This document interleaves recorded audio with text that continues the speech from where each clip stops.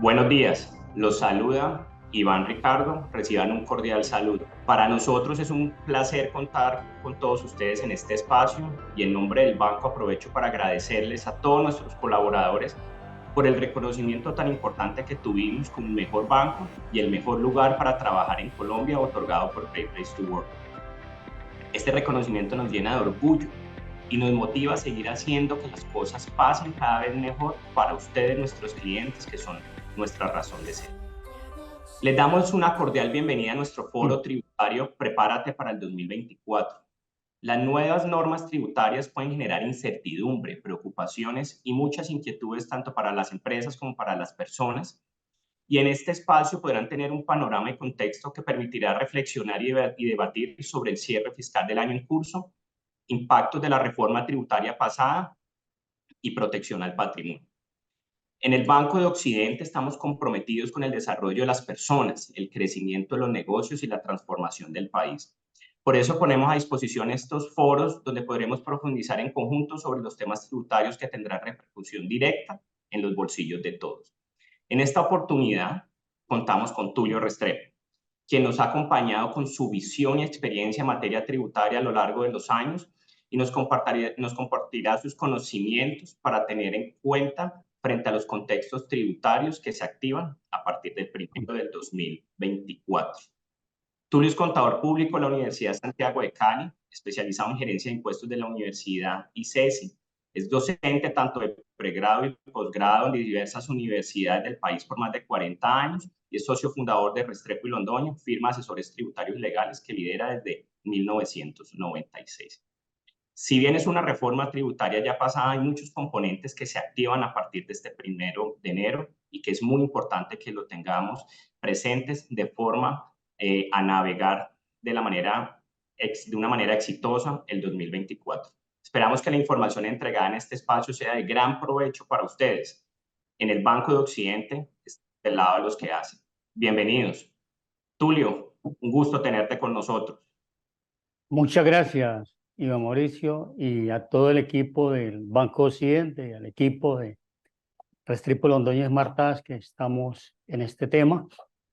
Y una felicitación especial pues al banco por haber ocupado ese primer lugar para trabajar en Colombia, muy importante.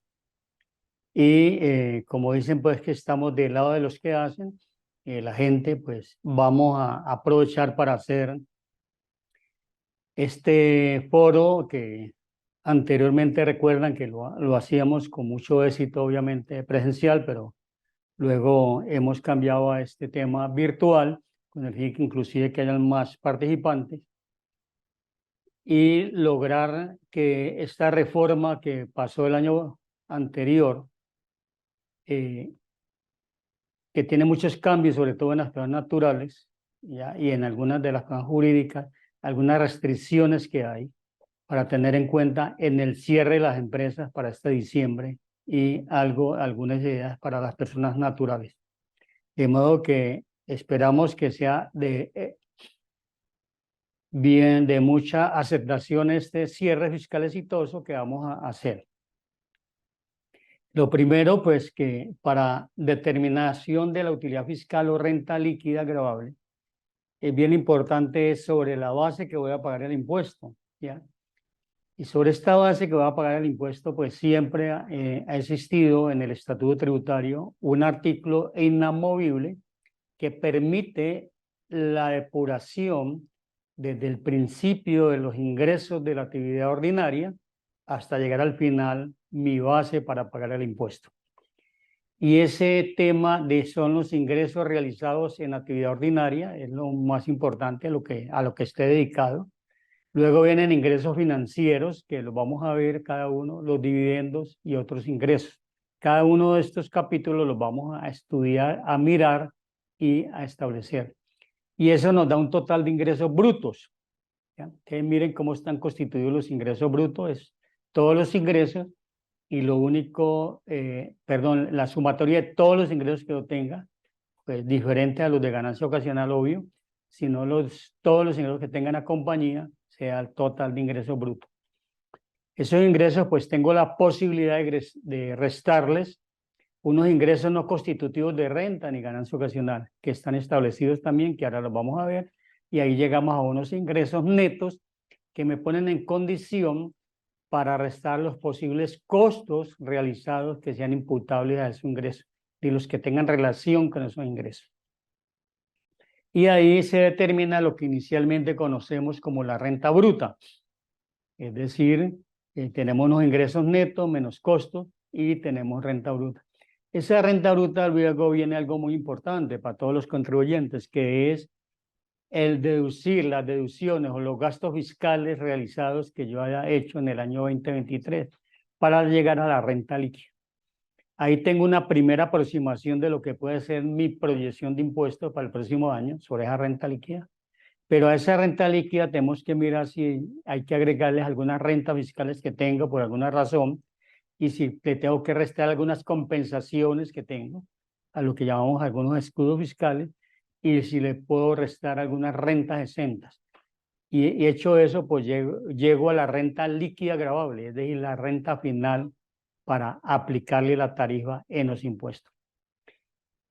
Y esa renta líquida gravable a la que le aplico las tarifas que hay, que ahora todo esto lo vamos a ver, nos da el impuesto sobre la renta. Es decir, y a ese impuesto sobre la renta, pues tengo la posibilidad de descontarle algunos descuentos tributarios, restarle impuestos tributarios, descuentos, y me permite tener un impuesto neto de renta. Ese impuesto neto de renta, esta vez por primer año, viene algo que es importante, que hay que compararlo con la tasa mínima de tributación, tasa mínima de tributación. Y esa tasa mínima de tributación, como la vamos a ver, del 15%, quiere decir que yo no puedo pagar un impuesto por debajo del 15%. Esa depuración, todo ese gráfico que han visto ahí, pues lo más importante, y él va muy alineado, obviamente, con el formulario que va presentando las autoridades de impuestos para que declaremos en el año 24 sobre la base del año 23. Ya vimos que todos los ingresos de la actividad ordinaria es a lo que me dedico. No necesito explicar más, sino a lo que me dedico, de todo lo que me dio esta facturación electrónica a lo que me dedico. Y luego los ingresos financieros son los rendimientos financieros, entre los que más se destacan son los intereses, los rendimientos financieros, que son importantes para sumarlos. Y ahí también se hubo una diferencia en cambio realizada. Recuerden que en el año 2022 terminamos con 4.810,20. Este año presumimos que la diferencia en cambio puede estar la tasa representativa en 4.200, 4.000, no sabemos. Y esa diferencia en cambio el año anterior nos dio una utilidad muy alta y este año es posible que nos dé utilidad negativa, es decir, pérdida, ¿ya? Es importante saber si en los ingresos financieros o en los gastos financieros vamos a tener ingreso por diferencia en cambio o gasto por diferencia en cambio. Otros ingresos, cuando yo he hecho alguna venta de un activo fijo que lo he poseído menos de 2 años, o tengo una indemnización por lucro o daño de las compañías de seguros. Y algo muy importante para las compañías que está pesando mucho para este 2023 son los intereses presuntivos por los préstamos a los socios. Luego, tener esa precaución cuando le presta a los socios, que hay un interés presunto del 13,70. Pero no quiere decir que yo tenga que pagar el 13,70 con impuesto. Ese es el interés presunto. Y si a ese interés presunto, que es el 13,70, le aplico la tarifa del 35%, que es la de las empresas, pues me da más o menos un 4,9%. Quiere decir que los préstamos a los socios me cuestan en la empresa más o menos un 5% más de impuestos sobre ese interés presunto. Y los subsidios del Estado, del nuevo empleo, que se hace inclusive a través de las entidades financieras y a través del Banco Occidente, por ejemplo, el subsidio del nuevo empleo para menores de 28 años y todo el tema que se ha venido regulando. Entonces, mucho cuidado con los intereses presuntivos. Recuerden que el interés presuntivo va en doble vía, préstamos de la sociedad al socio, el socio a la sociedad. ¿Qué ingresos no son grabados que conocemos como ingresos no constitutivos de renta ni ganancia ocasional?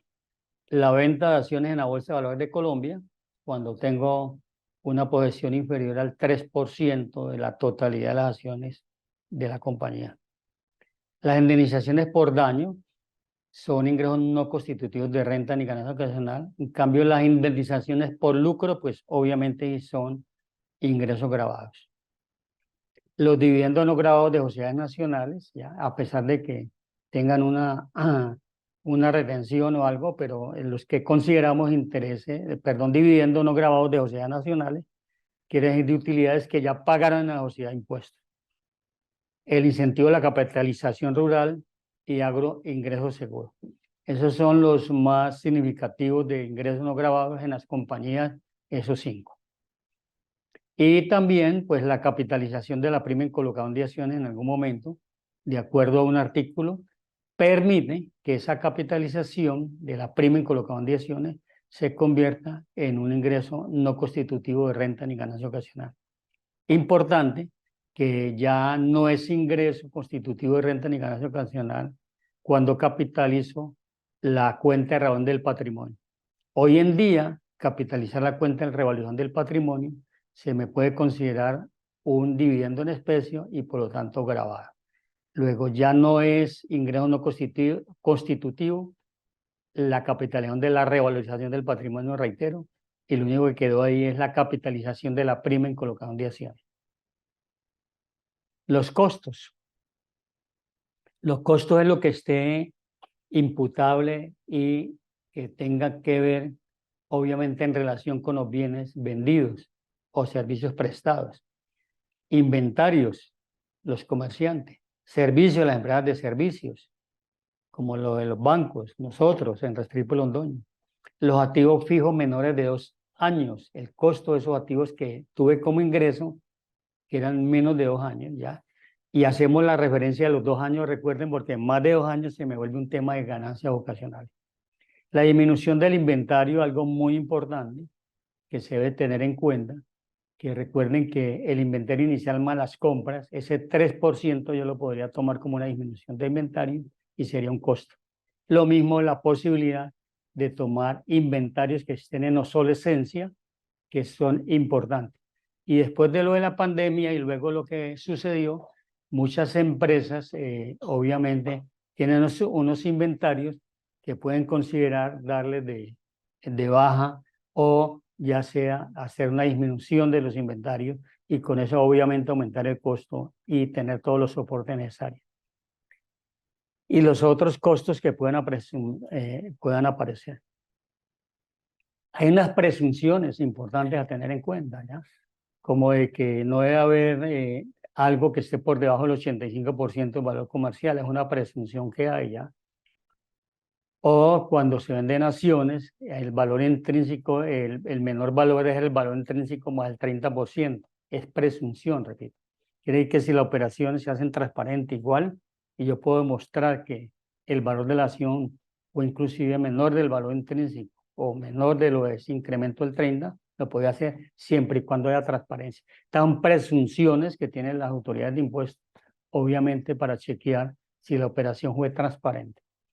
Y en los inmuebles recuerda que ese artículo que permite que no pueden haber ventas de inmuebles que tengan un valor muy abajo, ¿ya? Porque hay un control a través de las notarías y ese mayor control es, recuerden, el juramento, y ese juramento se puede volver una causal penal en el evento en que alguien incumpla. Es bien importante que los inmuebles se tienen que vender al valor comercial y evitar algún riesgo que en el futuro, pues obviamente puedan tener.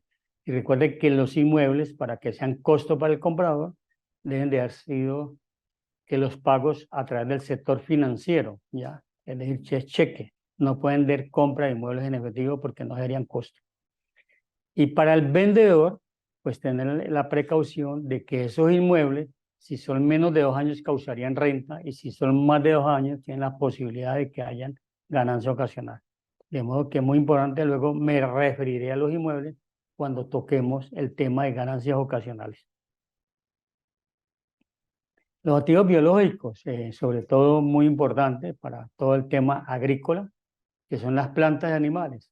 Recuerden que los productores son aquellos bienes que duran más de 1 año y su posibilidad de venta es remota, como el tema de las gallinas en las avícolas que ponen huevos, o la ganadería de la lechería que da leche, que se entienden como activos fijos, propiedad, planta y equipo, y están sujetos a una depreciación bajo un estudio técnico en línea recta.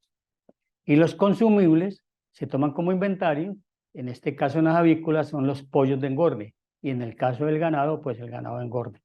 ¿Ya? Son diferentes, observe, el productor y el consumible. Entonces es bien importante saber que esos costos, pues yo los puedo ir amortizando a medida que se vayan consumiendo.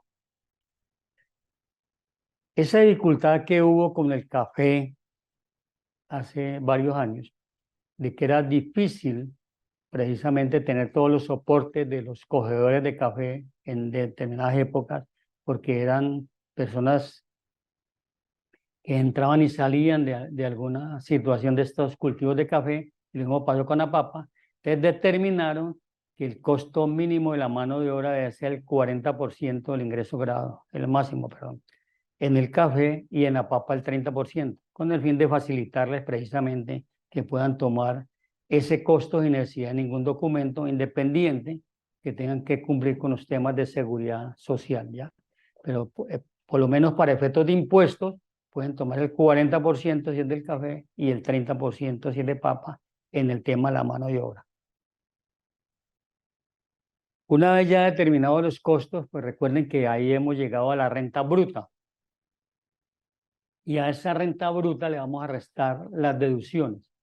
Esas deducciones en el formulario, en las determinaciones que viene haciendo la DIAN, se dividen en gastos de administración, gastos de distribución y venta. Y esto lo hará con el propósito precisamente de tener un chequeo. Una empresa como la de consumo masivo, recuerden, ¿sí? Laboratorios o las de belleza o cuidado personal, los mayores gastos son los de distribución y venta, recuerden, eso lo pueden ver a través de la televisión con toda la publicidad, ¿ya? Es decir, a los gerentes no se les hace videos ni se les hace propaganda, se les hace a la gastos de distribución para el consumo. Entonces, por eso la distribución y venta son gastos importantes en esas compañías y los gastos de administración menor. Luego pueden haber compañías que tengan altos gastos de administración y no tengan gastos de distribución y venta. Entonces va a depender del sector. No es posible, por ejemplo, en nuestro Valle del Cauca, en el tema de la caña, pues hayan gastos de distribución y ventas cuando normalmente hay un solo contrato con los ingenios, que no es posible que haya gastos de distribución y ventas. Más sí pueden haber gastos de administración y costos. Entonces es bien importante saber en qué sector estoy y si es que yo gasto en distribución y ventas, obviamente, para tener derecho a esas deducciones. Y esas deducciones, pues las más importantes son las laborales, obviamente, todo lo que implica la carga laboral, ya, incluyendo los aportes empresariales que se hagan a los fondos de pensión y cesantía, ya, las contribuciones a quienes han hecho programas por educación a los empleados, los pagos a viudas y huérfanos de militares caídos en combate, que van al 200%, y los pagos a discapacitados que sigue vigente, que van al 200%. Ya hemos dicho del subsidio que hay a través de las entidades financieras, que es bien importante, del pago por primer empleo para los menores de 28 años. Y los aportes para fiscales, debo tener todo mi soporte que hice, porque si en la nómina hay algo en los contratos que no ha hecho los pagos para fiscales, pues no voy a poder deducirlo. Los pagos en especie es algo nuevo, porque los pagos en especie que salió en esta reforma tributaria, quiere decir que cualquier pago que se le haga a un ejecutivo, a un empleado, ya sea en forma directa a él, ya en especie como un computador, un carro, o a un asociado de la familia, se considera pago en especie. Por lo tanto, tiene que soportarse para que el pago en especie sea deducible, pero a su vez que sea grabado para quien lo recibe. Si para quien lo recibe lo van a considerar que no es ingreso grabado y no lo va a declarar, no es posible tomarlo como deducción. Luego, al llevarlo como no deducible unos pagos en especie, las autoridades de impuestos podían determinar que cómo es posible que hubo un pago en especie y alguien no lo declaró, independiente que usted lo haya tomado como no deducible. Se va a ser una norma de control muy importante que van a tener las autoridades de impuestos con esa nueva regulación de los pagos en especie que sale a partir de la reforma tributaria. Otras deducciones diferentes a las laborales, pues tenemos los honorarios y las comisiones que no sean obviamente laborales, los impuestos y contribuciones y todos los pagos que se hayan y arriendo. Recuerden que en impuestos y contribuciones hubo ese gran cambio que el ICA, que anteriormente uno lo podía tomar como descuento tributario hasta el año pasado, en un 50%, es decir, que me devolvían el 50% del ICA, ahora no es posible. Lo llevo como gasto. Y al tenerlo como gasto, lo único que estoy recuperando es el 35% en la compañía. Ese cambio, obviamente, ha significado algo muy importante en los impuestos de las compañías, subiéndolos y obviamente afectando su caja. De modo que tener bien importante que ya ese ICA no lo puedo tomar como descuento, sino como un gasto en las deducciones. Investigación y desarrollo, la reparación y mantenimientos, ya las depreciaciones, las amortizaciones que hayan y otros pagos de bengos asociados a los ingresos. Es bien importante tener en cuenta todas esas deducciones que son las que nos permiten con un eficiente soporte poder restar a la renta bruta. Ahora los gastos financieros. Estos gastos financieros que también están aparte determinados son bien importantes porque son los gastos financieros que son los pagos hechos por intereses o por la misma diferencia en cambio que haya que sea pérdida, que este año va a ser pérdida, se toman como una resta. Y otros gastos y deducciones, tenemos el 1% del ingreso fiscal por atenciones, regalos y cortesías, sigue vigente, ya sobre el ingreso fiscal. El deterioro de cartera, provisión de uso recaudo, muy importante. Lo que ocurrió cuando lo de la pandemia, que hubo atraso en la cartera, y entonces ese atraso en la cartera, pues obviamente permite que yo pueda tener una producción o un deterioro de cartera, y lo mismo que las deudas manifiestamente perdidas. La limitación a las deducciones, los pagos en efectivo, pues cada vez hay una mayor tendencia. Sin embargo, uno ve en las encuestas, uno ve en los indicadores que la gente sigue pagando en efectivo, obviamente.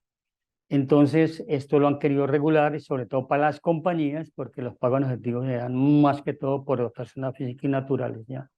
Sin embargo, unas compañías, pues muchas veces los taxis, los peajes, algunas cosas son pagos en efectivo y tener que hay un control sobre ellos de unos límites, ¿ya? En el sector agropecuario, pues el límite es mayor porque, por obvias razones. Y los pagos al exterior que tienen un límite del 15% de la renta líquida, antes de restar el pago al exterior. Son consideraciones que hay que tener en cuenta en las limitaciones. Y de los pagos no deducibles, tenemos los pagos a vinculados no contribuyentes, es decir, si yo tengo a través de la sociedad una fundación o algo que no sea contribuyente, que no esté registrada como contribuyente, ese pago a vinculado no contribuyente se vuelve no deducible. Luego debe ser contribuyente en el evento en que yo lo haga.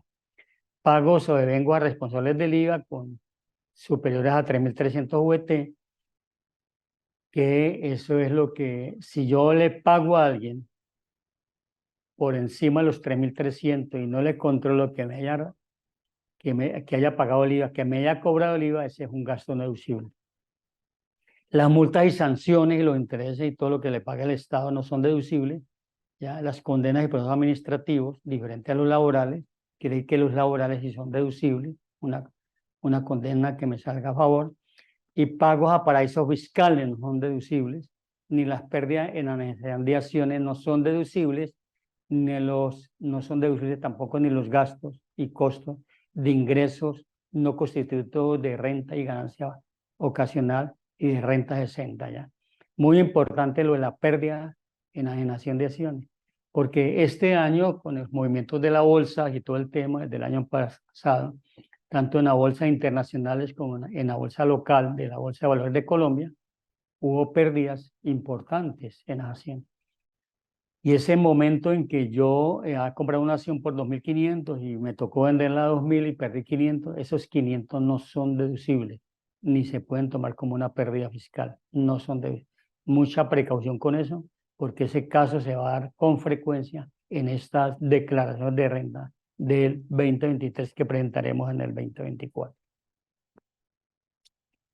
Tampoco son deducibles, que recuerden que ya lo afirma las afiliaciones de clubes sociales, ya, que anteriormente se podían tomar como algo deducible, taxativamente ya ahorita dice son no deducibles.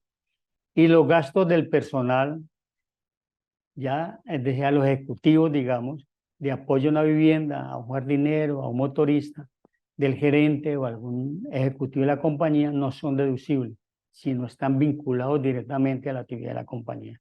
Y otras actividades ajenas a la renta, es decir, lo único deducible es lo que esté en desarrollo y que tengan relación con el ingreso, ¿ya? De todos estos gastos laborales ya vimos lo de los pagos en especie, ¿ya? Independiente de eso, pero esos otros gastos de apoyo a la vivienda, como un personal, algunas cosas, repito, no son deducibles. Y los gastos personales que se hagan a socios, clientes y familiares tampoco son deducibles, ¿ya? Son normas nuevas que salieron ahora con la reforma tributaria y los pagos laborales sin retorno a una fuente tampoco son deducibles. Con el de que haya un control en los pagos laborales, porque la retorno a una fuente es la que controla de que el empleado está a pagar el impuesto. Y esto es algo bien importante de ahora. Los únicos soportes, los únicos, son las facturas electrónicas, ¿ya? O los documentos equivalentes cuando toca hacerlos por alguna razón que mi proveedor o quien me paga no está autorizado para hacer factura electrónica, yo tengo que hacer un documento equivalente con todo. El POS no es soporte ya, el POS no es soporte ya. Y el documento soporte a los no obligados también, ya, que es bien importante hacerlo, y la nómina electrónica. Esto de los únicos soportes se ha vuelto algo muy importante, donde las autoridades de impuestos, casi todos estos últimos requerimientos, están orientados a buscar los soportes, sobre todo en las facturas electrónicas. De ahí la importancia que a medida que haya avanzado mucho en la facturación electrónica en todos los sectores, pues obviamente ya hay un control permanente de la DIAN sobre eso y tener en cuenta que sin esos soportes no podré tomar deducción. La importancia de estar exigiendo las facturas electrónicas, los documentos equivalentes. Otra renta grabada, perdón, ahí en los documentos equivalentes, pues tenemos lo de los extractos bancarios, ya que los bancos no están obligados a facturar, y en el tema de los peajes también, que son documentos equivalentes, o lo de las compañías de seguros, ya, y los documentos equivalentes son muy escasos, muy. Y los documentos de soporte de los no obligados, ya les decía que si una persona no está obligada a hacer factura electrónica, yo producir un documento con una cantidad de requisitos para poder que haya una deducción, ¿ya? Por ejemplo, que esa persona, en el tema del IVA, el ingreso sea menor a los 3.300 VT, ¿ya? Y la nómina electrónica que ha vuelto muy importante también, porque la nómina electrónica recoge toda la información que hay de los pagos o beneficios que hay hacia los trabajadores, sean ingresos o no ingresos para él, como el tema de la dotación, por ejemplo. La dotación pues no es un ingreso para el trabajador, pero hay que llevarla a la nómina electrónica. Las vacaciones, las cesantías, ya, bonificaciones, todo. Es decir, a través de la nómina electrónica viene todo el control absoluto a todos los trabajadores. Otras rentas gravadas, la renta por recuperación de deducciones, que llamamos, ¿ya? Cuando yo vendí un bien y tenía depreciación o vendí algo que tenía una amortización o hice una recuperación de cartera, ¿ya? Como en su época, cuando yo hice la depreciación o hice el deterioro de cartera, lo tomé como un gasto.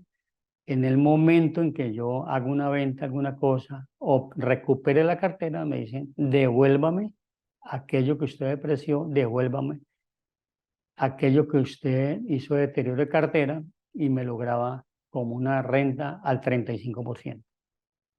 Y la renta por comparación de patrimonios, que normalmente en las compañías no existe, por el tema de la partida doble, es muy de las personas naturales o físicas que haya una renta por comparación patrimonial.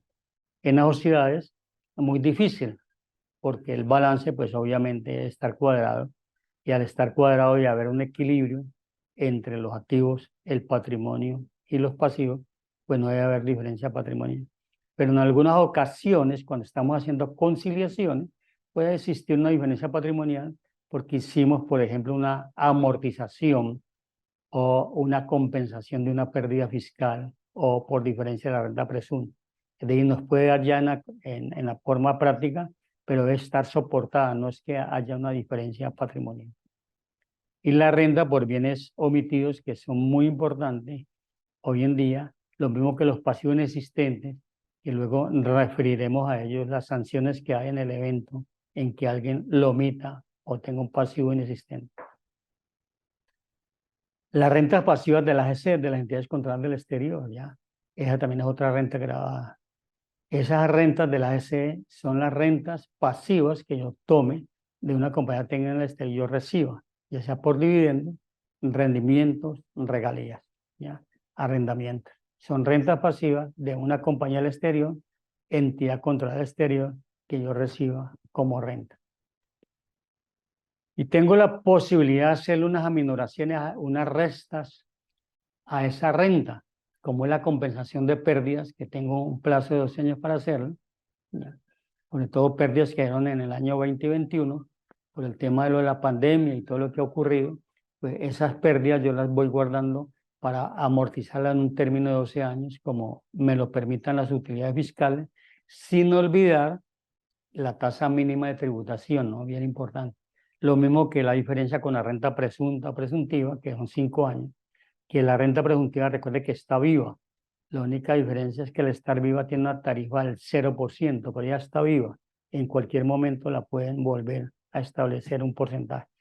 Y esa diferencia de la renta presuntiva que está en cero, y ya a los 5 años se pueden ir, ya el próximo año es el último año que yo puedo amortizar eso. Lo que uno aconseja es siempre esa diferencia, amortícela de una vez, compénsela de una vez, ¿ya? Y las pérdidas pues tiene un espacio de más hacia 12 años. Las tarifas se modificaron, pues normalmente las tarifas de las personas jurídicas, la general se mantuvo en el 35. Yo creo que es la tendencia obviamente de que esa tarifa del 35 se reduzca, ¿ya? Yo creo que si dependen los comportamientos del recaudo que vaya existiendo. Y vimos que el año pasado, en el 22, el recaudo en impuestos fue de 84 billones de pesos. Y sobre esos 84 billones de pesos, más o menos un 20% fue de las personas naturales y un 80% de las personas jurídicas. En el tema general, desde la ODE y todos los en el universo, es de las tareas más altas nominales, y hay una tendencia de que depende de los resultados que de las rentas grabadas de las personas físicas naturales, hay una tendencia a reducir esta tarifa general del 35. Presumo que en el mediano plazo esta tarifa puede caer al 30%. ¿Ya? Esos son más o menos los acuerdos que pueden haber, y no hay duda que en la próxima reforma tributaria es posible que eliminen algunos beneficios, algunas rentas exentas, y se logre una tarifa del 30%.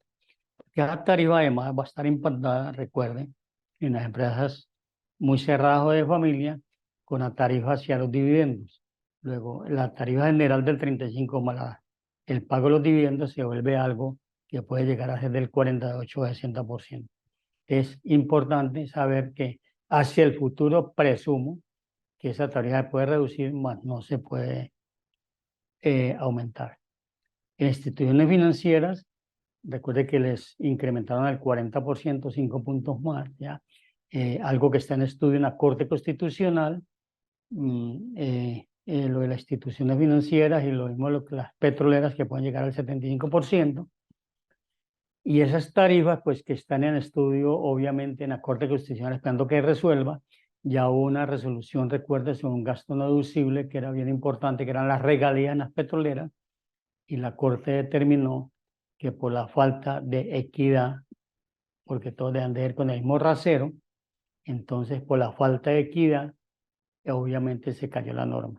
Y es posible que las instituciones financieras y la de los hidrocarburos tengan la misma suerte de caer un poco, dependiendo de lo que termine la Corte, que vamos a decir de pronuncia en lo que falta este año o el próximo.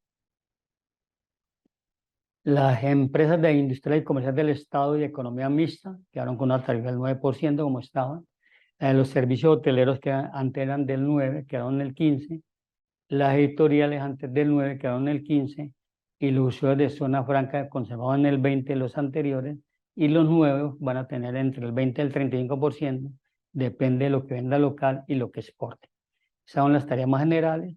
No tengo aquí la de los hidrocarburos, ya, que son muy limitadas, pero las hidrocarburos y todo el tema, recuerde que pueden llegar a tarifas del 75%, ¿ya?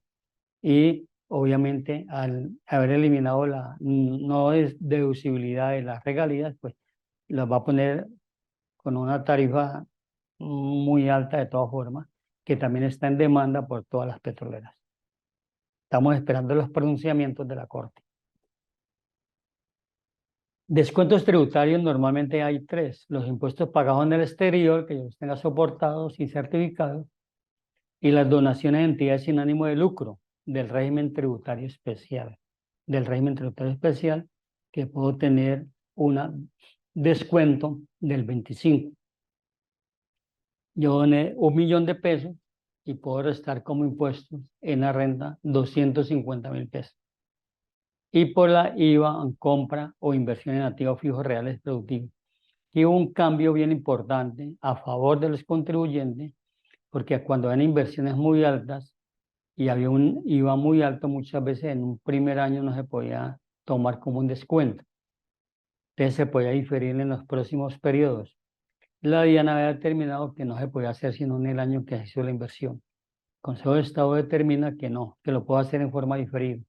Es decir, yo me puedo tomar el descuento en 2 o 3 años hasta que lo agote. Es bien importante esa decisión cuando hubo inversiones altas que generaron un IVA muy alto. Inversión de 10 millones de dólares, pues tendré un IVA de casi 2 millones de dólares, ¿ya? Y era posible que 2 millones de dólares no lo pudiera en el primer año descontar y poderlo hacer en 2 o 3 años siguientes. Bien importante esa decisión. Y luego venimos a la tasa mínima de tributación del 15%, ¿ya? O tasa de tributación depurada, que es el impuesto depurado sobre la utilidad depurada. Entonces hay una formulación con esto que es nuevo, ¿ya? Entre el impuesto depurado y la utilidad depurada, ¿ya? En el impuesto depurado, pues tenemos el impuesto neto de renta, que les sumo los descuentos tributarios de algunas rentas y le resto el impuesto de las rentas pasivas que yo recibo. Y ahí ya determino un impuesto y ese impuesto puede ser el numerador. Va a ser muy importante cómo lo vea ese numerador a confrontar con el denominador, que es la utilidad contable depurada. ¿Y esa utilidad depurada cuál es? La utilidad contable o financiera, como llamamos, más las diferencias por permanentes que aumenten la renta líquida, ¿ya? Una diferencia permanente, como pueden ser los valores razonables, por ejemplo, todo lo que haya al estado de resultados, bien importante eso, cuando hago reajustes que vayan al estado de resultados, que sean diferencias permanentes, no temporales, que aumenten.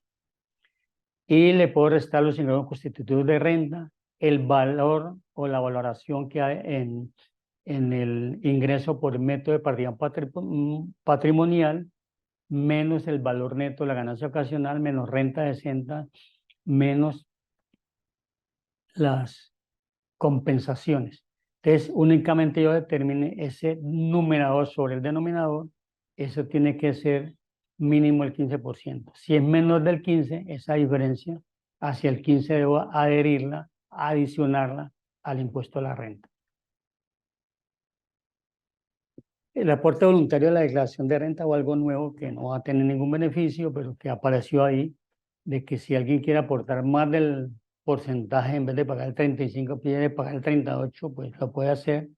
O pagarlo en pesos, de ahí voy a pagar 10 millones y en vez de 10 voy a pagar 11, pues lo puede hacer. Eso puede ser algo importante para algunas personas que estén en algunos límites, que no quieren tener saldo a favor, por decir algo, que quieren acogerse de pronto a un beneficio de auditoría que sigue vigente al 35% sobre el impuesto neto de renta del año anterior, del 2022. En el 2023 tengo esa posibilidad de tener un impuesto mayor del 35%. Es bien importante saber si en un momento me conviene o no me conviene hacer ese aporte voluntario, ¿ya? Obviamente que lo que hago es incluirlo únicamente en la declaración de renta. Viene lo de los impuestos ambientales, sobre todo el del carbono, ¿ya?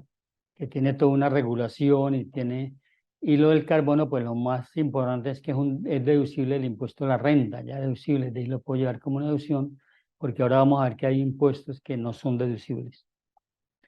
Y el impuesto nacional de un solo plástico, ¿ya? Este, por ejemplo, no es deducible, ¿ya? Este está en todas las regulaciones, han visto que hasta última hora han estado saliendo normas donde regulan esto, ¿ya? Donde más o menos por cada gramo es el, el 5 por 1000 VTs, o sea, 2.12 pesos, ¿ya? Por cada gramo. Y, cuando lo excluido son las bolsas que entregan obviamente en los supermercados cuando uno en la caja, ¿ya? Porque ellas de todas formas las están cobrando. Entonces, todo este impuesto, recuerden que no es deducible, que el que sirve para envasar, embalar y empacar, lo que hace es aumentar obviamente los costos a estas compañías, ¿sí? Y muy cuestionado en el tema, sobre todo las medicinas. Y los impuestos saludables, en las ultraprocesadas, que recuerden que comenzaron ahora a partir del 1 de noviembre de este año, y siguen vigentes y van cambiando dependiendo. Ya para el próximo año, recuerden que pues, en el 23, dependiendo de eso, pasa de 18 a 28, ahí sucesivamente, ¿sí? Sin embargo, lo que hemos visto en muchas compañías que producen estos temas con agregados de azúcar, lo vemos en la televisión, han tratado de conservar el precio, han asumido por lo menos en el 2023, en ese primer bimestre, entre noviembre y diciembre que les tocó, han asumido ese impuesto como un costo, ¿ya? Pero vamos a ver qué pasa en el 2024. Yo creo que esa diferencia en el 2024, que es bien importante ya que la suman, ¿ya? Y va a estar muy importante ahí también por la definición de lo que puedan haber en el salario mínimo, ¿ya? Te observe que la tarifa por ese costo pues se va aumentando en el 2025 a 38 hasta llegar a 65%. Digamos, en este último bimestre este año, que fue noviembre-diciembre, que es donde inició normalmente lo que hemos notado es que las empresas lo han asumido. Y los ultraprocesados igual, ¿ya? Que con el tema de la inflación, que deben de aumentar en el 10%, ¿ya? El precio de venta, que era un costo deducible. También hemos visto por la publicidad que hay que las empresas lo han asumido entre noviembre y diciembre. Vamos en el 24, que ya es el 15%, en el 2025 el 20%, si lo asumen o no lo asumen. Y recuerden que ahí quedó pues, como no se incluye en esta época, el arequipe o el dulce de leche, salchichón, la mortadela, butifarra, el pan, obleas y bocadillo, no quedaron incluidos dentro de ese tema de los procesados y la base del precio de venta. Entonces, todo esto ha venido regulando, repito, y comenzó ahora a partir de noviembre y diciembre, o sea que en enero del 24 las compañías dedicadas a esto tendrán que declarar estos impuestos, ya que sí lo hayan sumado. En otras consideraciones, es decir, cosas que han aplicado que hay que tener en cuenta como detalle, tenemos la omisión de bienes y pasivos existentes.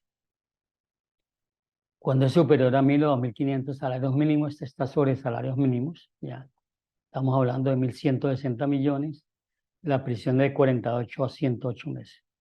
Y a medida que la omisión de esos activos o de pasiones existentes sean mayores, pues la pena de prisión es mayor, ¿ya? Hasta ahora no se conoce pues ninguna consideración de esto, ¿ya? Bien importante tener en cuenta eso. Pero más importante que eso, porque ese, digamos, creemos que normalmente nadie lo hace, ¿ya? Y si lo hace, pues tiene un riesgo, es la defraudación, evasión tributaria, por no declarar, por ejemplo. teniendo la obligación de hacerlo. La omisión de ingresos, de vender algo y recibir un dinero por fuera de una venta normal. La omisión de ingresos. Las ventas por debajo. Y los costos y gastos inexistentes, es decir, cuando tengo una factura o un gasto que es inexistente y que me genera un pasivo y a su vez un gasto. Y que genera un impuesto igual o superior, miren, a 100 salarios mínimos. 100 salarios mínimos son más o menos 100 millones de pesos, ya.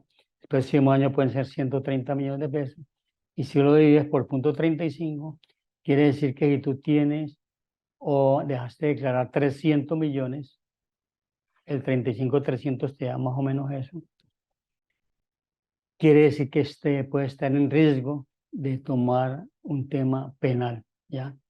Y a medida que sea más grande, pues obviamente la omisión o no declarar o la evasión tributaria, pues obviamente la prisión se va haciendo más alta. Es un tema que ha tomado mucha relevancia. Recuerden lo que le pasó a nuestra gran cantante Shakira, que tuvo que acogerse, obviamente, a lo que le dijo el gobierno en Barcelona y arreglar con ellos y pagar más o menos 7.500.000 euros. Ya, mucha plata, unos 10 millones de dólares, le tocó eso. A pesar de que ella creía que no. ¿Y cuál fue el tema? Porque decían que había tenido omisión de ingresos, porque ella era residente fiscal en Barcelona, todo está en el tema de la residencia, los 183 días, y los ingresos que ha tenido en los conciertos por fuera. De modo que tener la precaución, repito, tener la certeza de que todo lo que recibo lo declaro, ¿ya? Porque recuerdo, esta es una norma nueva, que allá entre la DIAN ya hay un equipo dedicado a esto, obviamente, a revisar. Creemos que en el año 24 pueden haber muchas, por lo menos requerimientos o pueden haber oficios diciéndole que corrijan declaraciones si han detectado que omitió algún ingreso o si tiene un costo o gasto inexistente. Que puede tener un costo o gasto no deducible, que es diferente, pero no inexistente, ¿ya? Puede tener un costo y gasto real que no tiene los requisitos para restarlo, pero ese es diferente al inexistente, ¿ya? El impuesto de timbre es algo nuevo que tienen que tener en cuenta cuando hay operaciones superiores a 840 millones de pesos, y ese impuesto de timbre, pues observe que a medida que vaya valiendo más la operación, pues obviamente se va incrementando del 1,5 al 3%. O sea que ya en ventas de más de 2.000 millones de pesos hay que tener una consideración si ya ahí tengo que pagar un impuesto de timbre del 3%. Ese impuesto de timbre se determina a través de la notaría.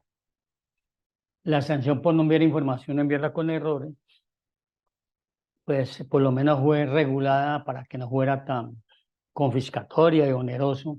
Anteriormente era a 318 millones de pesos, ¿ya? Esa es la mayor multa. Es por no enviar información el 1%, donde aumenté el 5%, por no hacerla, por corregirle el 7%, por hacer extemporánea, el 5 por 1.000, ¿ya? Y ya por hacer alguna arreglo o corrección del 10%. No enviar información ya es el 1%, enviarla extemporánea el 0,5%, enviarla con errores el 0,7%. Es decir, fue más o menos regulada para que haya la obligación de entregarla, pero ya no es tan cuantiosa como era anteriormente, que era imposible a veces pagarla. Eso es lo que tiene que ver en relación con el impuesto a la renta de las sociedades y algunas consideraciones que hubo. En las personas jurídicas, perdón, en las personas naturales, recuerden que la mayor carga es haberle reducido las aminoraciones, ya sea por el 25% de renta decente y deducciones, o el total de deducciones del 40%. Y fueron drásticas y por eso las personas naturales tendrán mayor carga de impuestos en el año 23 para la declaración de renta que van a pagar en el 24. Sobre todo, muy importante que lo tengan en cuenta en el tema de los rentistas de capital. ¿Ya? En los rentistas de capital, que recuerden son los rendimientos financieros, si están en el sector financiero, pues tienen la posibilidad de restar, obviamente, el componente inflacionario, que para este año presumo puede ser del 80%. Es decir, yo recibí intereses por 10 millones, sobre 8 millones no pagaría impuestos. ¿Ya? Más si lo recibo de personas diferentes del sector financiero, pues serían grabados al 100%. Y hay un tema, además de los rendimientos financieros, es la diferencia en cambio realizada también. Y el otro más importante, la renta de capital, son los arrendamientos. Los arrendamientos. Los arrendamientos, casi que la única deducción posible que usted tiene es el impuesto predial y algunas reparaciones locativas. De resto, todo es grabado casi al 35% en las personas naturales. Y en las sociedades, pues sí, tienen derecho a restar algunos gastos. Luego viene el tema hacia más que todas las personas físicas o naturales. Y es el tema de la protección al patrimonio. Y esa protección al patrimonio la hemos visto que a raíz del nuevo impuesto al patrimonio que volvió permanente, las personas han tratado de tomar alguna protección, de protegerlo lo máximo. No evadirlo, no declararlo, sino tener algunos temas de protección que me permiten, por lo menos eficientemente, tener una rentabilidad para pagar el impuesto. Ese patrimonio pues se debe conservar, optimizar, gestionar. A veces no lo gestionan ya. ¿Cómo lo gestiono? ¿Cómo estoy pendiente de él? ¿Qué es lo más eficiente para mí? Es decir, tener un CDT, invertir en inmuebles, invertir en Colombia o en el exterior, invertir en bonos. Es decir, cómo gestiono eso, cómo lo planifico desde el punto de vista de la rentabilidad y desde el punto de vista sucesoral y desde el punto de vista del impuesto. Son tres cosas importantes de esa planificación: sucesoral, impuestos y rentabilidad, obviamente. ¿Cómo lo organizo? Entre Colombia y el exterior, entre rentas pasivas. ¿Cómo lo organizo? Entre inversiones en CDT o en inmuebles.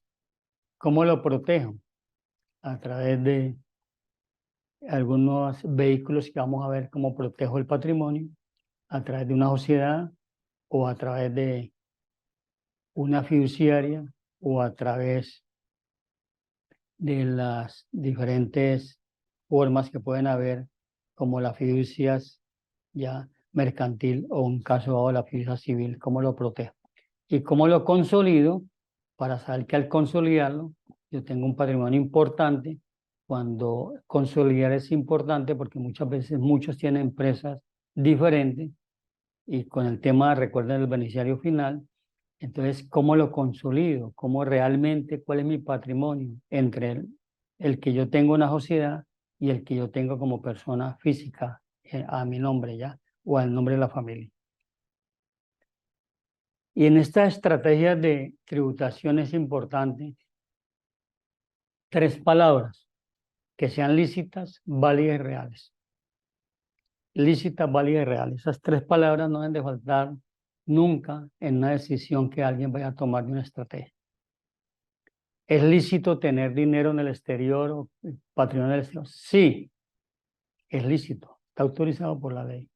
¿Es válido? Sí, lo hago a través del canal cambiario, lo hago la fuente de mis ingresos para generar esas inversiones en el exterior. Es eficiente, es bien. Y es real, sí, lo tengo depositado en el Banco de Occidente de Panamá, por ejemplo, en Barbados. Es real. ¿Es lícito hacer sociedades SAS? Sí, está autorizada por la ley. ¿Es válida? Sí, está escrita en la Cámara de Comercio. ¿Es real? Sí, no es una sociedad de papel, se está en ejecución. Y evitar la evasión y la ilusión. No evasión, no ilusión es algo importante en estas cosas que se hacen para evitar los riesgos que vimos anteriormente por la defraudación fiscal. Y hay algo que son las economías de opción. Las economías de opción te permiten que sin hacer evasión o ilusión, la ley, como en el tema del componente inflacionario, por ejemplo, tiene la posibilidad de no pagar algún impuesto, ¿ya? O en un momento dado, una economía de opciones que yo voy a vender un bien que está próximo a cumplir los 2 años, pues yo esperar más bien que pasen los 2 años para no volverlo renta y no una ganancia ocasional, es una economía de opción. Una economía de opciones, en vez de donar el 100% de un inmueble hacia los hijos o hacia nietos, pueda donarle únicamente la nueva propiedad, que es el 30%. Es una economía de opción, no son evasiones, no son ilusiones, están autorizados por la ley. Y recuerden que las estrategias y decisiones son únicas, son únicas. No existen recetas. Si existieran recetas, pues esto sería muy fácil, ¿ya? Y hago esta referencia porque muchas veces a uno lo llaman y con el tema de las consultas, como llego VIP en las salas o en las reuniones sociales o en la calle o en un club, le dicen a un amigo a otro, ve, ¿y esto cómo es? Y muchas veces me llama y dice, ves que un amigo está haciendo esto, que un vecino, no sé qué, o un pariente. Es bien importante decir que las estrategias son únicas y decisiones. Todos los países son diferentes, las familias son diferentes, ¿ya? Entonces no existen recetas. Olviden de las recetas. Si hubieran recetas, esto sería muy fácil entonces, ¿ya? Hacer un recetario y hacerlo, hacer un formulario. Es tener en cuenta decisiones únicas de acuerdo al patrimonio y lo que yo quiero al futuro. En estos aspectos patrimoniales, pues viene que ese patrimonio bruto, que es la sumatoria de bienes y derechos apreciables en dinero. Observe que siempre deben ser apreciables en dinero. Y los derechos reales son el dominio, la herencia, el usufructo, la servidumbre, la prenda y la hipoteca, todos regulados con el Código Civil. Y los derechos personales obligan a contraer las cuentas por cobrar. Y el hijo por el padre por alimento. Son los derechos reales y los derechos personales que suman entre los derechos reales y los personales el patrimonio bruto de la totalidad de mis bienes. Y a esa totalidad de bienes, pues posteriormente yo le restaría las deudas para llegar al patrimonio líquido. El valor de los bienes. El valor de los bienes, pues para no hablar del valor de mercado o valor comercial, miremos el contable, el que tenemos para efectos de hacer las declaraciones, el valor presente, el valor razonable.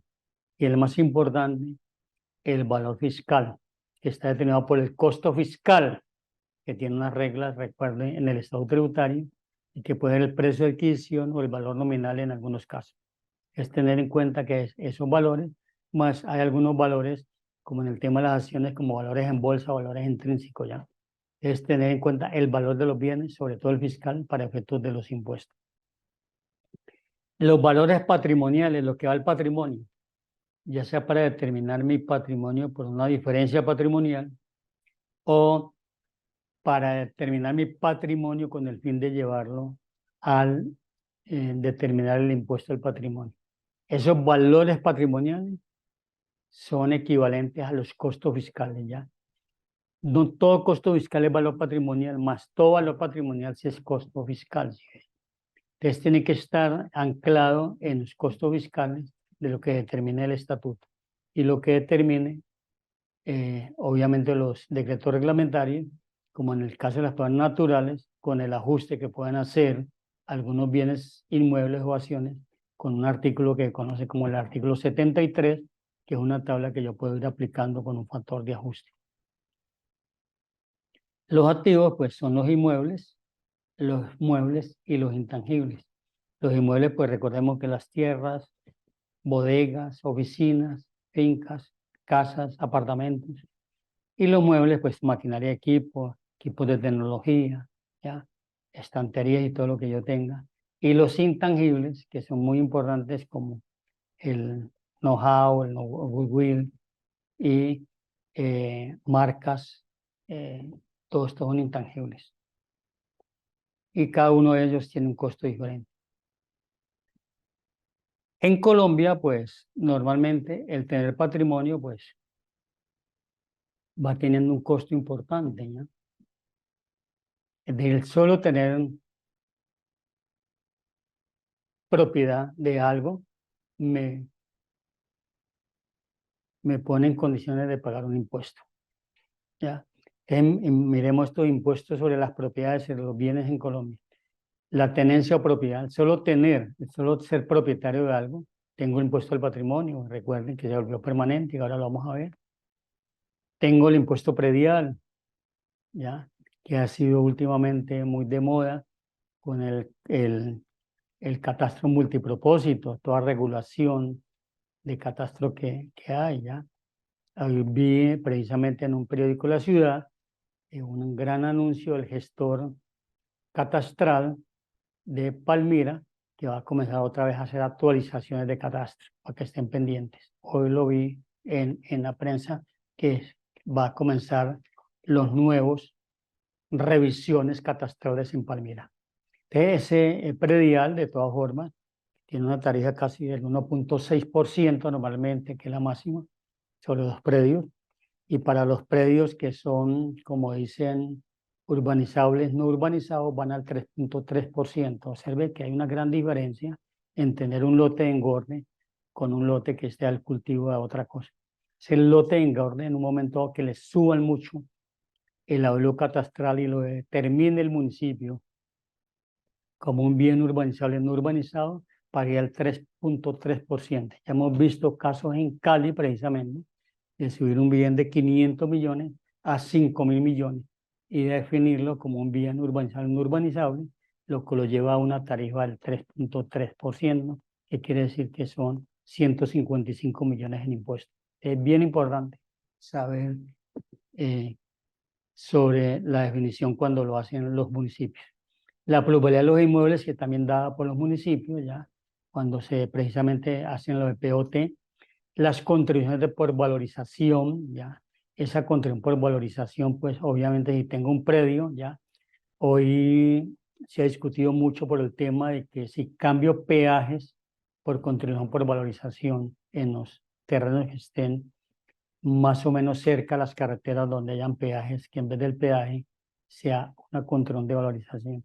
El impuesto vehículo, el tener un vehículo, pues obviamente me causa un impuesto anualmente y otros impuestos o contribuciones como el de la Cámara de Comercio y la Super, que están dados por la cantidad de capital que tenga.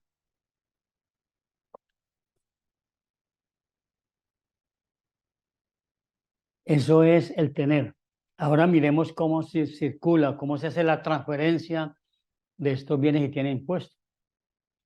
Pues el primer impuesto que puede tener la circulación o transferencia en una enajenación es la ganancia ocasional o renta. Recuerden que si el bien tiene menos de 2 años, se me vuelve renta al 35%, y si tiene más de 2 años hay una transferencia, se me vuelve ganancia ocasional al 15%. Hay una diferencia entre las dos tarifas, ya. Casi que no, en el único país del mundo que existe esta diferencia en Colombia, en los demás aparecen como rentas extraordinarias, obviamente, y normalmente están a las mismas tarifas de la general. Con esto lo que les quiero decir que de pronto el impuesto de ganancia ocasional desaparece y se vuelve un impuesto de renta en un futuro. El registro de inmuebles más o menos me puede costar el 2.4% cuando algún movimiento en los inmuebles de enajenación o aporte a algo. El registro de aporte a sociedades me causa impuesto del 7 por mil normalmente. La constitución y cancelación de hipoteca me causa impuesto. Herencia y legado me puede causar un impuesto del 15%, las donaciones del 15% y el 4 por mil cuando yo dispongo de mis, de mi liquidez, obviamente en las entidades financieras tienen ese 4 por mil. O sea, observa que hay dos temas para esos impuestos, que es el de tenerla y el de la circulación o transferencia, que debo de tener en cuenta. Y esto lo hago es para que uno debía tener como saber si el impuesto que al final, ya sea por circulación o transferencia, se me vuelve confiscatorio o no, pero tener por lo menos el presupuesto de mis impuestos, ya sea por tenencia o circulación o transferencia. es decir, no tener patrimonios ociosos. El impuesto del patrimonio, que se reactivó ahora a partir del año anterior, recuerden, con la ley 2277 del 22, comenzó a partir del 1 de enero del 2023 y se tomará una foto permanente el 1 de enero de cada año. Y es permanente porque no dijo que tenía un fin, sino comienza. Y este impuesto al patrimonio permanente que va a ser permanente, de pronto haya sido más grave, lo volvían temporal, como el 4 por mil que era temporal y lo volvían permanente. Vamos a ver si este permanente lo vuelven temporal, no sabemos. Pero si este impuesto comienza a tomar alguna ventaja y o el gobierno comienza a regular malas tarifas, a subirlas y a reducir un poco la base, puede llegar a tener consecuencias de que puede ser muy alto también. Entonces, sobre todo en inmuebles, sería el predial más el impuesto al patrimonio. ¿A quién aplica? A todas las personas naturales y sus acciones líquidas, únicamente personas naturales. ¿Ya? No aplica para personas jurídicas, no aplica para personas jurídicas. Y yo considero de que, de acuerdo en el mundo, normalmente este impuesto siempre está sobre las personas físicas y, o naturales, no sobre las sociedades.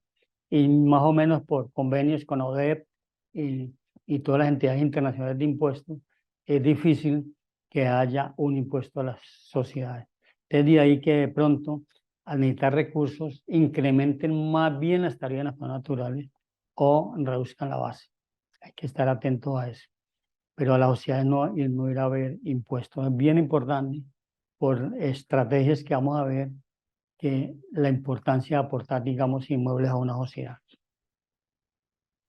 Entonces, y fuera de eso, pues la sociedad o entidades extranjeras que no declaran bienes en Colombia, ya, que son declarantes por bienes ubicados en Colombia, pues por todos estos bienes que tengan obras de arte, que ya, inmuebles, yates o aviones, aeronaves o derecho minero petrolero que esté a nombre de personas naturales, así no declaren, pues tienen la obligación que están en Colombia sí declararlo. El hecho generador es de qué me genera. Esto es bien importante porque la inflación cada año pues te va aumentando la base. El año pasado era como 3.000 y pico, ahora es 3.389. 70.000, como está sobre 72.000 VT, recuerde que las 72.000 VT y la VT ahorita para este año 2024 es 47.065. 47.065. La del año pasado eran 42.412, la de este año es 47.065. Entonces, multiplicar 47.065 por 72 me da que la base mínima hacia que debo pagar impuestos son 3.389, ¿ya? Luego, si yo el año pasado tenía 3.300, de pronto he podido pagar un poquito de impuesto al patrimonio. Este año, si conservé el mismo patrimonio, sobre la base de 3.389 no pagaría impuesto al patrimonio. Y sigue la exclusión de las primeras 12.000 VT de la casa o apartamento o habitación, que equivalen a 565 millones, bien importante ya. O sea, podemos concluir que una persona con 3.500 de patrimonio y tiene casa, habitación, que le permita restar estos 565, está ya por fuera del impuesto al patrimonio. Y ahí la importancia de esa foto de los 3.389 al 1 de enero del 2024.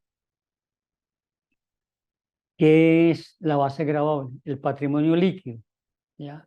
Al 1 de enero. ¿Cuál es el patrimonio líquido? Dijimos todo el patrimonio bruto que vimos ahora, los derechos reales y personales, menos las deudas, ¿ya? Las deudas pues reales y existentes, al 1 de enero del 2024. Y determinado de acuerdo a los costos fiscales que me dice el Estado tributario, ¿ya?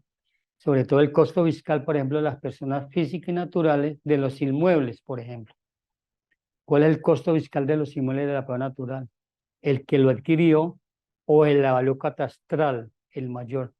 Como hubo todo este incremento de la valor catastral, pues para las personas naturales el aumento es muy cuantioso porque al tenerlo en cuenta el valor catastral hubo predios que de 1.000 pasaron a 10.000 de ese tamaño y de 4.000 a 26.000, lo que hace es subirla, si está en cabeza de la persona natural, subirla obviamente la base del impuesto, ¿ya? Mucho cuidado, repito, en el tema de los inmuebles con el avalúo catastral de las personas naturales. Y las acciones o cuotas de interés social que no coticen en la bolsa de valores, recuerde que una regulación decir, no, vamos a aplicarles la tarifa, el factor de ajuste del artículo 73, que en el año anterior fue casi 1,91, no casi, no 1,91. Vamos a ver en cuánto hay que ajustarla esta vez. Puede haber que se ajuste en 2 veces. Luego, yo hice antes del 2006 un aporte en el 2006 de 100 millones de pesos, para efectos del patrimonio lo tengo que tomar por 200 millones de pesos. Bien importante. Si el valor intrínseco contable es menor, se tomará el intrínseco. Recuerde que aquí la DIAN ya le salió el corte a un tema de que alguien que tiene un patrimonio muy importante, al tener ese patrimonio en un inmueble, lo que hizo aportar el inmueble a una sociedad que ha hecho con los hijos, con una sola acción, y lo demás se imprimen, colocaban de acciones, y lo que logró era que, digamos que ese bien valía 9.000 millones en cabeza de él, y sobre ese pagó el año pasado el impuesto al patrimonio sobre 9.000, más o menos unos 12, 15 millones. ¿Y qué sucedió? Que él dijo, no pago más impuestos, voy a aportarlo a una sociedad con una prima en colocación, y al dividirlo, como lo aportó por una acción y cada uno de los hijos tiene una acción, esos 9.000, al llevar al patrimonio y quedar en la sociedad con un valor de 9.000, que era su único patrimonio, y dividirlo por las 3 acciones, pues cada uno tendría un valor intrínseco de 3.000, ¿ya? Y al tener un valor intrínseco de 3.000, pues obviamente que era el que tomaba, porque era menor al que él tenía en acciones, que eran 9.000. Y entonces ahí lo que hizo era que evitó lo llamó la DIAN, diluir el patrimonio a través de la prima. Si no es cierta, si no se hace de una forma bien concienzuda y bien con las normas legales, se toma como un abuso del derecho tributario, un abuso del derecho tributario, que puede llegar a tener sanciones muy onerosas, ¿ya? De tener la precaución de evitar eso. Y las acciones que cotizan en bolsa, pues está el precio, el promedio cotidiano del mercado el año anterior. El año anterior sufrimos mucho porque no tuvimos una regulación de eso muy al momento. Llegó mayo y todavía no conocíamos, pero estar pendientes de cómo va cerrando, obviamente, el mercado en el año anterior, o sea, en el 2023, que es porque yo voy a declarar esto el 1 de enero del año 2024 y cuánto fue la cotización del mercado del 2023 a diciembre. Y también aplica la fiducia, los fondos de inversión colectiva, acciones nacionales y las participaciones en todo el exterior también. Y algo importante es que si hay inversión en el exterior o algo, pues que se sigue aplicando el artículo 88, que es el reconocimiento inicial de las inversiones en el exterior, ya, que eso es bien importante, es de la diferencia en cambio, que no hay necesidad de estar actualizando esa diferencia en cambio. Se causa el 1 de enero cada año, quiere decir que cada año tomo una foto. Anteriormente recuerden que la foto era estática, ahora es una foto cada año. El 1 de enero del 2024, el 1 de enero del 2024, después del feliz año nuevo, inmediatamente viene la foto del patrimonio, ¿ya? En ese momento que celebres el año nuevo con champaña, en ese momento, si pasas de 3.389, celebra que estás pagando un impuesto al patrimonio. Hay incertitudes sancionables, como tratar pues de lo que decíamos, la omisión, valorizaciones, lo que les hablaba ahora de la prima, hacer algo para reducirlo en una forma que no sea técnica o que autorizada por el estatuto, o que no sea lícito o válido real, pues te pone en riesgo. Y dice que la DIAN hará controles a los contribuyentes que tengan un patrimonio inferior al del año anterior. Luego, cualquier movimiento que yo haga en el patrimonio para reducirlo debe tener un soporte que está a disposición de las autoridades de impuestos en el momento en que lo requieran. Las tarifas, pues, miramos que fueron del 0%, del 0,5%, del 1%, del 1,5%, con la diferencia que ustedes ven ahí que las tarifas son marginales, es decir, que voy restando la cola anterior, son marginales. ¿sí? De que en la primera, pues, resto la última cola que es 72.000, en la segunda resto los 122.000 y en la última resto 239.000 ya. Y le voy agregando obviamente algunas VTs que me permiten ajustar el impuesto en una marginalidad.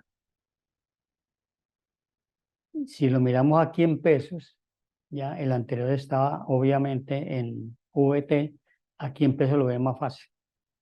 ¿Ya? De 0 a 3.389 el impuesto es 0, de 5.742 a 11.000 el medio por ciento, ¿ya? Y luego lo voy a ir reduciendo, ya dependiendo de la base. Si miramos unos ejemplos, patrimonio de 3.000 pagaría 0, de 3.500 pagaría 550.000 pesos. Importante que si ahí, por ejemplo, tengo un apartamento que vale 1.000 y le resto los 500, pues obviamente no estaría en el impuesto. De ahí la importancia del apartamento o casa habitación que tenga a mi favor. 4.000, 5.000. Observe que a medida que vaya aumentando el patrimonio, pues obviamente el impuesto es mayor y se va acercando más esa marginalidad a la tarifa nominal. Y el de 10.000 ya son 54, que es como el medio por ciento. ¿Sí? Mire el de 20.000, que son 200 millones más o menos, ya el 1%. ¿Sí? El de 30.000, 348 millones. El de 40.000, casi 500 millones, ya se va acercando. Y el de 50.000 a 600. Entonces, a medida que los patrimonios, repito, que pueden estar muy alterados, recuerden, estas cifras me llaman la atención, por ejemplo, patrimonios que les decía con solo inmuebles, de haber pasado un inmueble de 4.000 a 26.000 millones, ya me puso en el rango casi entre 25 y 30.000 a pagar un impuesto de patrimonio de 300 millones, más el impuesto predial, ¿ya? Luego, este patrimonio, repito, puede estar valorizado porque yo lo quiera valorizar, o por los reajustes a los valores catastrales, o por los reajustes que yo quiera hacer ya, o muchas veces por valorizaciones o por diferencias en cambio. De modo que tener la precaución de manejar bien el patrimonio, los costos fiscales que están determinados, ¿ok? Y mucho cuidado con los inmuebles. Los inmuebles lo pueden llevar a estas tarifas, Dios, a estas tarifas. ¿Cómo planificamos este patrimonio? Las estructuras en Colombia están las sociedades, la fiducia mercantil para hacer los patrimonios autónomos, la fiducia civil, que es un gravamen temporal, pero que no tiene efectos sucesorales en el futuro de la holding de sociedades en Colombia, compañía holding colombiana y la individual. Aportar inmuebles a una SAS puede tener una gran ventaja. No está prohibido, les dije, es lícito, es válido, es real. Neutraliza el incremento patrimonial, catastral, perdón. ¿Por qué? Porque yo aporté el inmueble por 100 millones y luego subieron el valor catastral a 1.000. Como yo cuando lo aporté por 100 recibí acciones por 100 millones, yo sigo manteniendo esas acciones por 100 millones, independiente de que la valor catastral haya aumentado una sociedad, ¿ya? Porque yo no voy a traer el valor intrínseco de la sociedad así como costo fiscal. No es que elimine el incremento, ni que vaya a dejar de pagar impuesto predial, no, me neutraliza, ¿ya? Porque, y a medida que yo me demore en estas decisiones de pasarlos a una SAS, pues voy a tener más consecuencias, obviamente, ¿ya? Han sido unos casos, pues, que nuestra experiencia nos ha puesto. El año pasado, por ejemplo, en el 2022 íbamos a hacer algo, un aporte a una SAS por 500 millones, hubo una demora, no se pudo hacer, y ¡pum! Llegó el 1 de enero del 2023 y esos 500 volvieron 5.000. Luego ya me cuesta más el hacer ese aporte a la sociedad por obviamente, los impuestos de registro.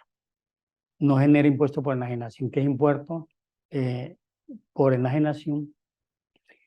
Al no generar impuesto por enajenación, no ser enajenación, que sucede que no hay impuesto timbre, no hay impuesto timbre, es bien importante.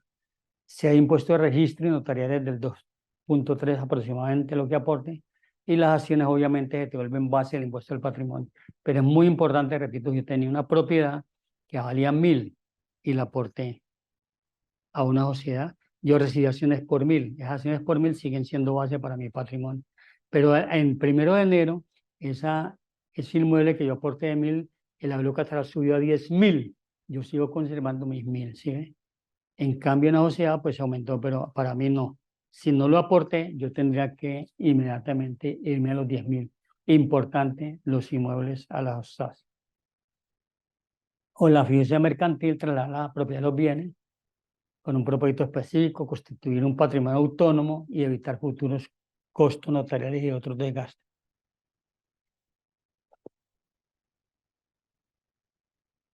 Está el fideicomitente, la fiduciaria y el constituyente o beneficiario al final. Aportar los inmuebles a una fiduciaria, tengo dos cosas que les he explicado y que queremos aportar. A una SAS o a una fiduciaria, tú decides. Los costos son similares más o menos. En la fiduciaria los voy a proteger, no se considera enajenación. Si hay un impuesto de registro, pero pueden menores. Y los derechos fiduciarios son base del impuesto al patrimonio, obviamente. Pero van a tener la ventaja hacia un futuro que lo van a ver como en el tema sucesoral, el aportar inmuebles a una fiduciaria. Una escritura individual de mantener el patrimonio, pues obviamente tiene los vehículos legales, el impuesto, el perdón del patrimonio. El primer vehículo es el matrimonio. Se configura la sociedad conyugal. Si no hay matrimonio en una sociedad marital de hecho, porque llevan conviviendo más de 2 años, se vuelve una sociedad patrimonial. Lo otro importante es si yo puedo liquidar la sociedad conyugal y la liquido ya por muerte, separación o divorcio, ¿sí? O como un acuerdo. Las capitulaciones para los jóvenes siendo algo importante. Acuerde que la capitular es antes de la unión material de hecho o antes del matrimonio. Si tú lo haces después, ya tienes que hacer una liquidación, ¿ya? Pero las capitulaciones son antes del matrimonio o antes de la unión marital de hecho. Nos parece importante tener como una herramienta de un vehículo el testamento importante. Puede una posibilidad de tener una fiducia civil o mercantil. La civil temporalmente te puede ayudar en algunas cosas como un gravamen. No es eficiente la fiducia civil. Y tener en cuenta la nuda propiedad del usufructo. La nuda propiedad, de acuerdo al estado tributario, se considera en un 30%. Y la nuda propiedad, recuerden que es, como digo, los ladrillos, los terrenos, la parte física de las cosas. En las acciones, el título es la nuda propiedad. Y el usufructo en los inmuebles es el vivir, el gozarlo o el arrendamiento. Y el usufructo de las acciones son los dividendos. Y ahí la importancia de tener esa división entre nuda propiedad y usufructo. Nuda el 30%, usufructo el 70%.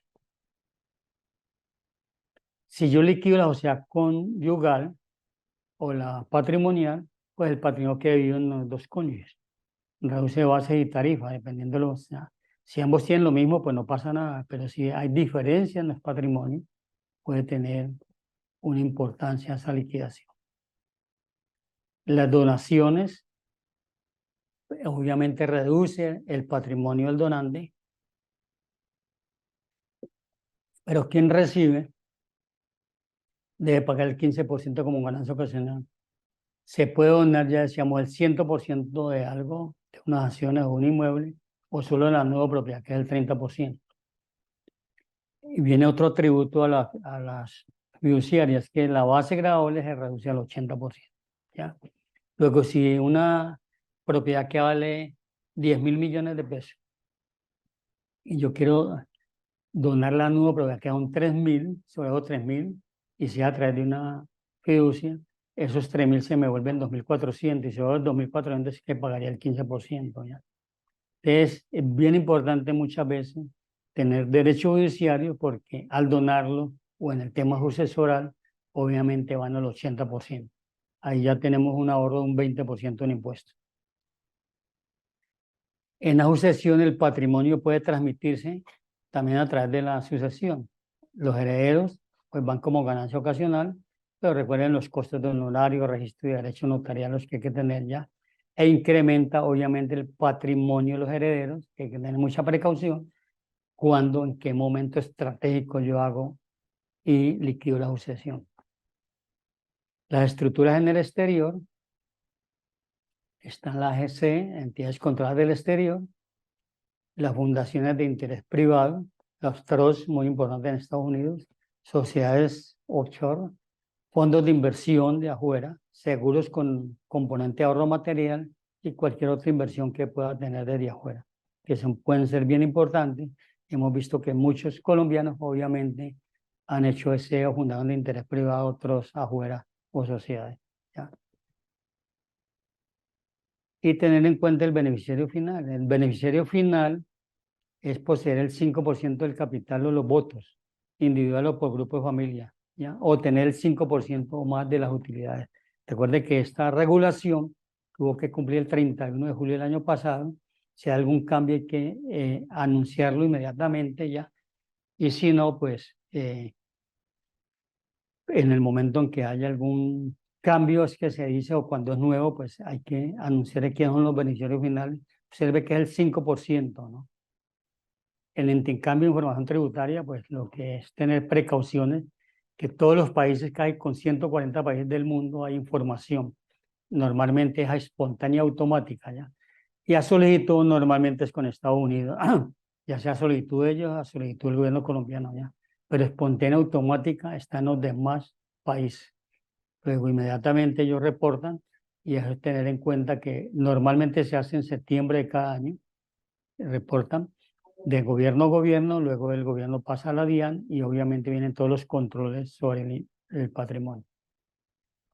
En el Martas, la inteligencia tributaria, tenemos las 3 Fs: la financiera, que son inversiones e impuestos; la familiar, que es la cohesión y unidad familiar; y la finalidad de ese patrimonio, quién van a ser los beneficiarios, y si tengo algo para aportar como filantropía, es bien importante, ¿ya?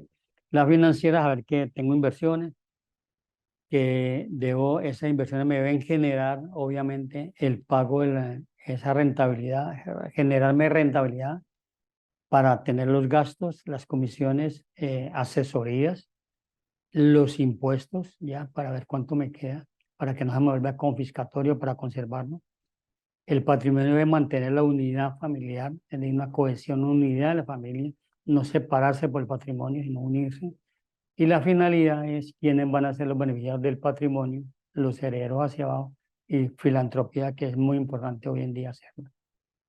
Eso era lo que les quería aportar en este tema de, obviamente, del patrimonio y todo el tema, y lo que era lo del cierre fiscal, para estar atento a alguna pregunta, ¿ya? Y recuerdo que estaremos aquí una media hora contestando preguntas y esperemos que haya sido de utilidad, como siempre, este foro y este charla conmigo del tema del cierre fiscal y la protección al patrimonio de familia. Que muchas gracias y esperando preguntas. Listo, Tulio, muchísimas gracias. Vamos a iniciar la ronda de preguntas. Tenemos varias por aquí. Pues recuerden que pueden ir enviando sus preguntas en el chat de nuestra transmisión. Si el contribuyente no está obligado a facturar electrónicamente, ¿debe soportar sus deducciones con documento de soporte electrónico? Sí, sí, yo recibo de alguien que no está autorizado para facturar porque no cumple los requisitos de facturación, que son como de 3.300, súbete hacia abajo. Yo tendría que hacer un documento equivalente entre la empresa para poder tomar ese costo o gasto como deducible, ¿no? De lo contrario no sería deducible. Debo casi que auto hacerme la factura yo mismo, pero puedo tomarlo si está con todas las regulaciones de documento equivalente. Perfecto. Vamos con otra pregunta. Para las personas naturales, ¿es necesario pedir factura electrónica? ¿Eso nos beneficia para la declaración de renta? Bueno, ahí es diferente, es solicitar la factura electrónica porque cualquier costo o gasto que yo tenga como persona física y natural que haya hecho, así compre un televisor o compre una nevera, una lavadora, lo que compre lo que compre o gaste lo que gaste, si yo pido las facturas electrónicas y yo las voy acumulando, al final tengo derecho a un 1% para pedirlo como una deducción en mi declaración de renta como persona física, ya hasta un tope como de 10 millones de pesos, ya un tope de 10 millones de pesos al final.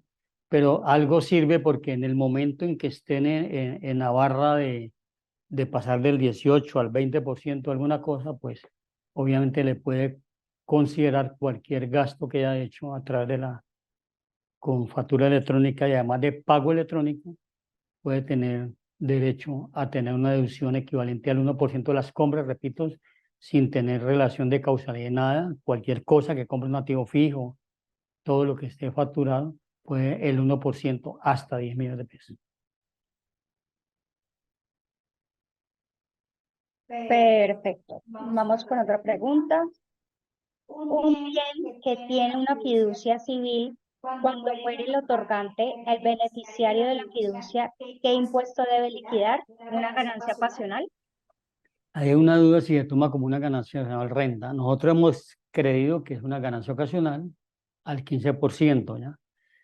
Inclusive la fiducia civil lo que hace es que en el momento en que la persona, recuerden que hoy en día la muerte no es condición para consolidar lo de la fiducia civil, ¿no? No es condición, sino se ponen otras condiciones, pero si en el transcurso la persona fallece, inmediatamente lo que llama es restituir el bien hacia la persona beneficiaria de la fiducia civil. Y en ese momento que ya lo reciba, como beneficiaria en esa restitución, pues obviamente aumenta el patrimonio y la justificación del aumento de ese patrimonio debe ser el de ganancia ocasional al 15%. En el IV, compra o inversión de AFRP, se descuenta todo el primer año y queda saldo a favor en los años siguientes o se descuenta año a año hasta los 3 años que menciono. Sí, en el tema de compra de activos fijos reales productivos, el IVA, que me imagino que es la pregunta que hacen, ese descuento, la DIAN había determinado que únicamente sería en el mismo año que ha hecho la inversión. Repito, en esta sentencia que salió ahora en octubre de este 2023 es muy importante porque permite que eso se pueda diferir en 2 o 3 años hasta que se agoste el descuento, es decir, yo no pierdo la posibilidad del descuento. Si ese descuento al que yo tenía derecho, por ejemplo, valía 300 millones de pesos y apenas pude tomar ahora 100, yo puedo tomar 100 ahora, 100 y 100, ¿ya? Ese descuento no pierdo la posibilidad de acuerdo a esta última sentencia, repito. Perfecto, vamos con otra pregunta. ¿La tasa mínima de tributación es adicional a la tasa general persona jurídica? La tasa mínima de tributación lo que hago es que cuando yo, como mi tarifa de impuesto al final sobre la renta líquida es el 35%, pero yo para llegar al 35% he hecho una depuración, unos beneficios, he restado renta decente, todo el tema, ¿ya? Porque si no tengo beneficio y renta decente, pues mi tasa va a ser superior a la del 15%. Entonces no estoy preocupado por la tasa mínima de tributación.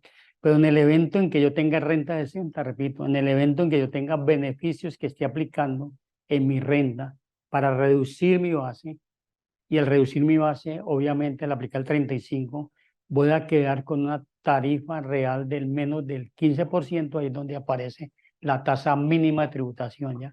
Normalmente, pues, esta tasa mínima es lo que hace es limitar algunos beneficios y renta decente o las diferencias temporales que puedan tener algunos, como la diferencia en cambio, por ejemplo, que puede llegar a aplicar sobre la tasa mínima de tributación. Este año la diferencia, pues obviamente por ser negativa, pero al ser negativa, recuerde que alguien que tenga un endeudamiento muy alto en dólares, al reducirse la tasa, la TRM, y al ajustar el pasivo, pues le va a generar un ingreso que es una diferencia permanente, perdón, una diferencia temporal, y esa diferencia temporal lo puede poner en condiciones de pagar una tasa mínima de tributación del 15%, ¿ya? La diferencia temporal que quedó por fuera de la fórmula fue la diferencia en cambio, que es bien importante. Listo, vamos con otra pregunta. Utilizar los beneficios de aportes del artículo 126.1 puede considerarse como un abuso de los beneficios tributarios. No, lo que esté regulado en el Estado Tributario, como el 126.1, el aporte institucional de las 3.800 VT, que son como más o menos 160 millones, no se considera abuso tributario. Si se hace una forma lícita que está autorizado, es válido, lo hice para un empleo de la compañía y es real porque lo aporté al fondo, lo mandé, por ejemplo, a Porvenir, entonces ahí, al ser apropiado, pues no se considera abuso del derecho tributario, porque no estoy dejando de pagar, sino aprovechando un beneficio que me da la misma ley. Perfecto. En la sociedad SAS familiar, si como accionista dono a la sociedad gran cantidad de mis acciones, la sociedad debe pagar ganancia ocasional. Si yo le dono, pues no es normal donarle a una sociedad, pero si se da el caso, hay una discusión muy importante si las donaciones únicamente se hacen inter vivos, pero uno puede inclusive mirar con ese artículo 303 de que hay una posibilidad de donarle a las sociedades. El tema de donarle a una sociedad pues aplicaría también una ganancia ocasional del 15%. Nosotros no recomendamos donarle a las sociedades. Es mejor en un momento dado venderle a la sociedad con un crédito o hacer aportes a la sociedad, pero evitar la donación a la sociedad. Porque además las donaciones, recuerden que deben de hacerse por escritura pública, tienen unas connotaciones, es decir, no nos parece prudente donarle. Se puede, pero no es prudente. Vamos con la siguiente pregunta. Cuando se vende un inmueble con menos de 2 años de ser adquirido, ¿genera impuesto de ganancia ocasional o de renta? Genera impuesto de renta al 35% sobre la utilidad. Digamos, si el inmueble lo vendí por 1.000 y mi costo es 500, sobre los 500 pago el 35 y tiene menos de 2 años. Si es más de 2 años, pues pagaría únicamente el 15%. Vamos con la siguiente. El pago de la matrícula se considera una compra y le serviría a la persona natural para minorar el impuesto de renta. Me imagino que se habla de una compra de una matrícula a una universidad o a algo así, me imagino, pues al colegio. Si el colegio y la universidad les pide la factura electrónica, él puede guardar esa factura electrónica y le sirve para no reducirla, porque no es deducible, sino para aplicarla en el 1% de la facturación electrónica y siempre y cuando el pago lo haya hecho con un medio electrónico. Esa deducción del 1% paga para personas naturales por compras con factura electrónica es independiente al resto de las deducciones o debe dividir en lo que más se favorece. Es independiente de las demás. Hay dos independencias, la de los nuevos dependientes, que son hasta 4, con 72 VTs, y la de la factura electrónica, que no están reguladas por ninguna limitación, ¿ya? Pues recuerden que lo máximo en la compra por factura electrónica y con pago electrónico es el 1% de la factura, ¿ya? Máximo 10 millones de pesos. Para yo llegar a 10 millones, que es lo máximo, como para que tengan una idea, yo he tenido que comprar 1.000 millones de pesos haber consumido en el año para poder tener derecho a 10 millones. Luego, de todas formas, ayuda alguna cosita, pero no es que sea una gran cosa. Repito, para yo llegar a lo máximo que son 10 millones, he tenido que consumir 1.000 millones de pesos, ¿ya? En compras. Quisiera conocer, a no ser que hubiera comprado, digamos, un apartamento o una casa que le puede llegar a aplicar para tomar esa posible deducción de 10 millones de pesos. Pero es muy difícil llegar ahí. Esas deducciones van a ser muy pequeñitas en el fondo.